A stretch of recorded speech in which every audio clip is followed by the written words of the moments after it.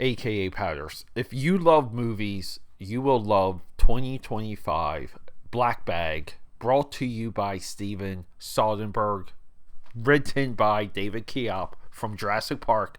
This is one of the movies. This is a must watch. It's on Peacock. Stop what you're doing. Go check it out. Now, it's a quick intro, and I spoiled everything, right? They tell you, don't tell the audience what you think about the movie in the beginning. They'll stop listening. I don't care. This is my show. This is the Film Buff podcast, and we're going to get through that intro, and we're going to open talking about this fantastic movie with a personal anecdote, because that's why you're all here too. You're here because of me. Guys, let's have some fun. It's Black Bag. It's spy espionage. We have an all-star cast. How many times have you heard that? And we also have a low budget. We like that. We have great cinematography too. Holy crap, it's an avalanche. Let's go. On the set. Camera speed. Sound production, take one. Action!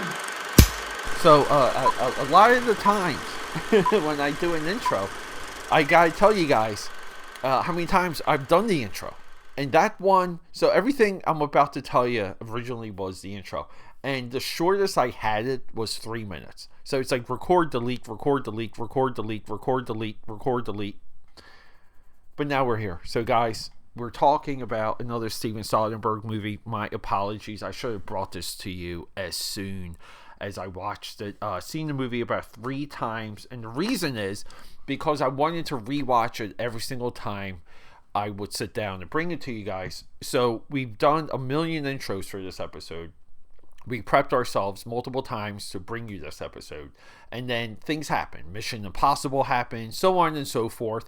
Our 8 p.m. drops start to become regular again, so we have threads and veins and themes for our PM drops, but the AM drops are movies, like new movies we can all enjoy. They're available on stream, maybe sometimes theaters, like Mission Impossible, Final Reckoning, good example of that, but mostly the early morning drops are movies we can just all experience later that night.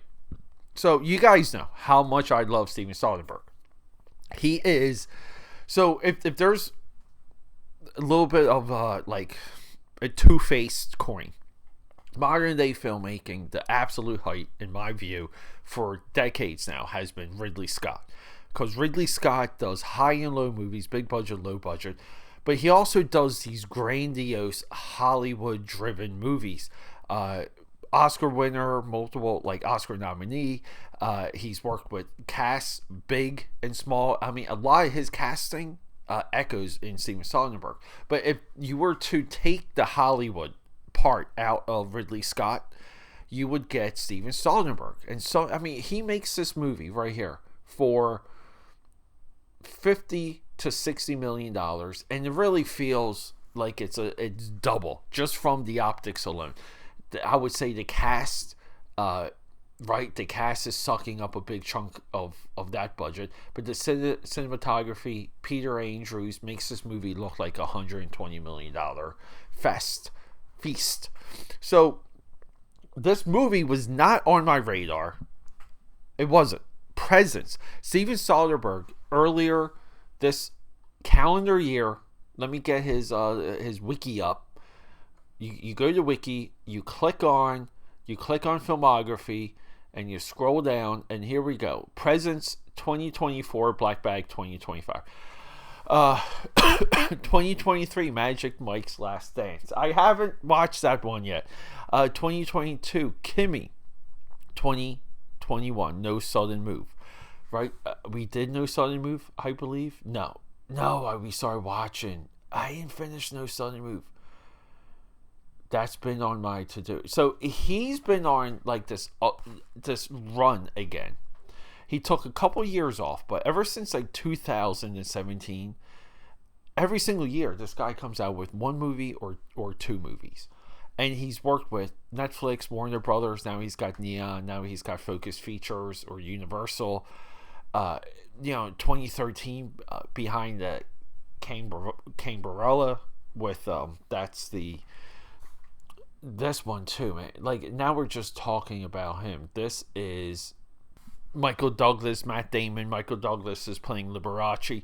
That movie, let me go to the wiki. Yeah, Palme d'Or competitor. So when we go through the range of Soderbergh, it's insane. And he has the frequency of Woody Allen. And I put Woody Allen as, right, like maybe the greatest filmmaker next to Ridley Scott. I mean, Soderbergh he could be like maybe in my all-time list, like the third greatest filmmaker of all time. But this movie was not on my radar.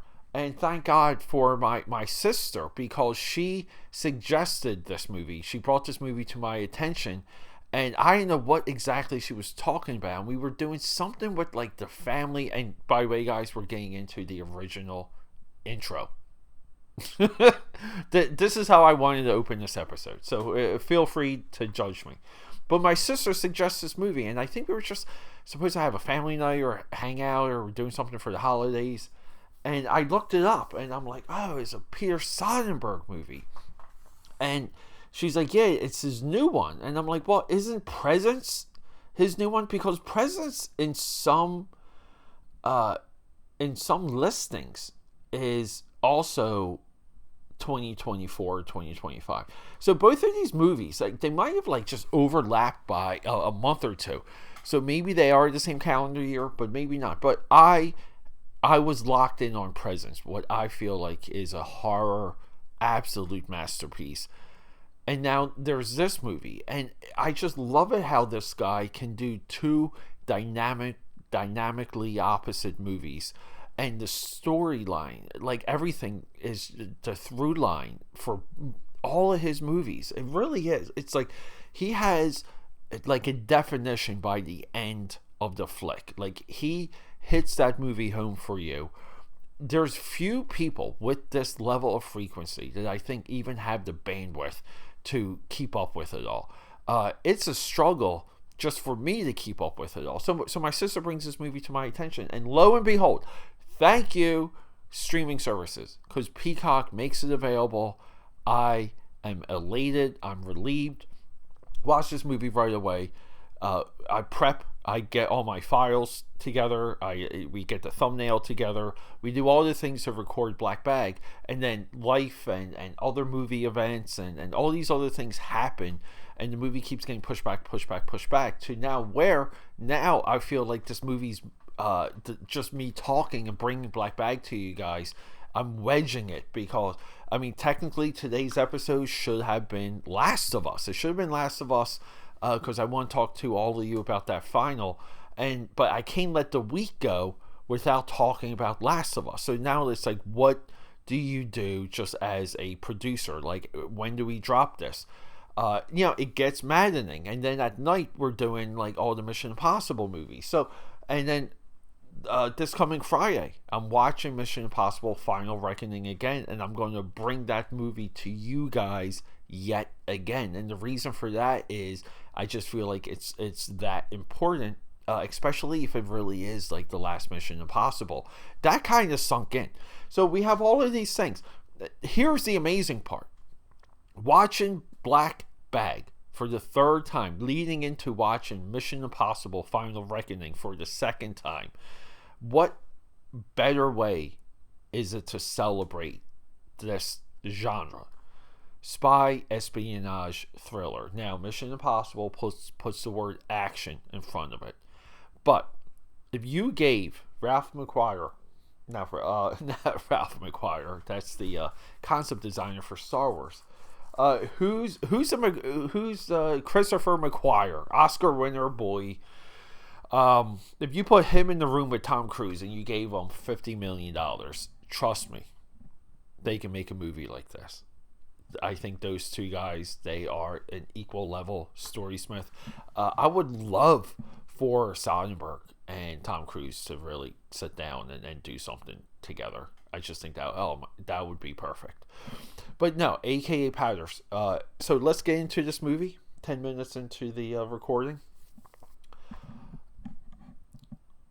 There's a dinner scene that is, number one, so well shot. Blocking is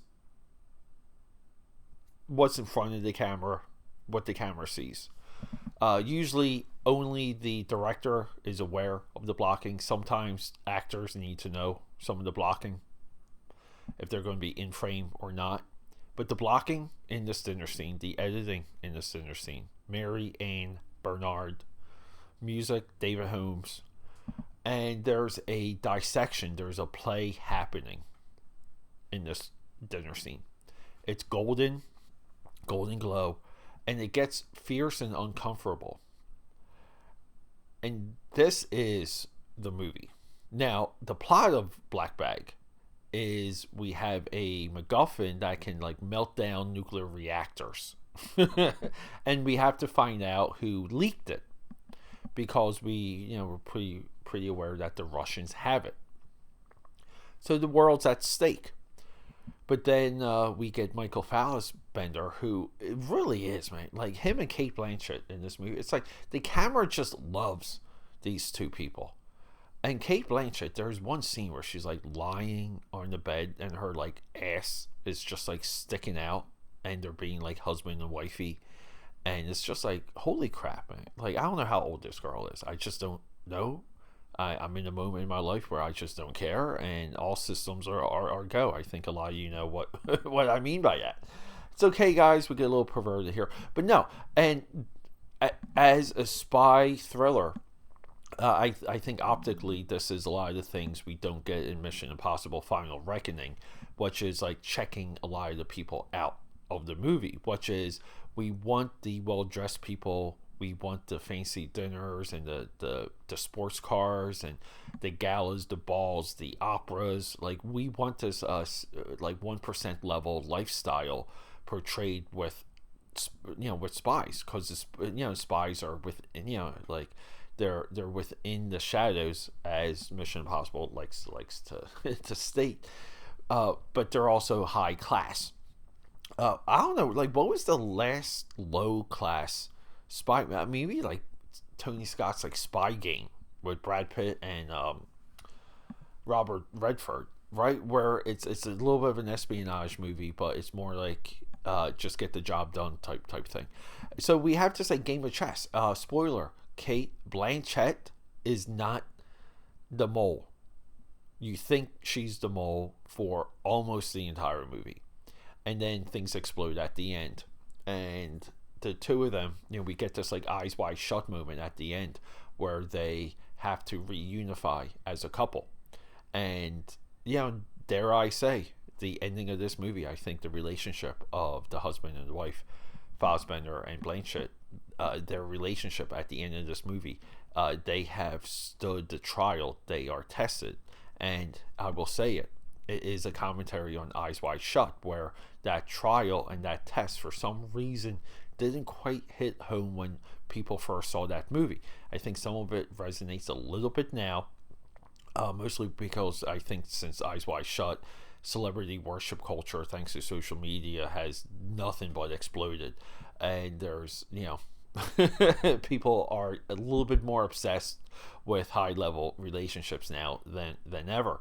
But no, AK Powders, this movie, there is a shocking moment at the end that I was again I wait for, and it does involve our girl grabbing a gun, and you're just like holy shit. Really cool stuff. This is a spy espionage thriller movie that that doesn't have the action, doesn't have the gunshots, doesn't have the running. This is a game of words, it's a game of play, and there's answers to be revealed. I don't know, AK Batters, I think this is one fantastic, one hell of a movie. And yes, I will bring presents to you. We will go through Soderbergh's filmography sometime soon, just as a separate episode. But here's the crazy thing. There's just a lot of his movies I have to catch up on, and most of them are of the last few years. Kimmy, I think I'll probably bring Kimmy to you guys before anything, just cause that's just a great movie. So sometimes it's just fun to sit down and Kimmy's related to a couple other movies that came out around 2022. So guys, I love you. Rock and roll. Go watch the movie. Okay, that's a wrap.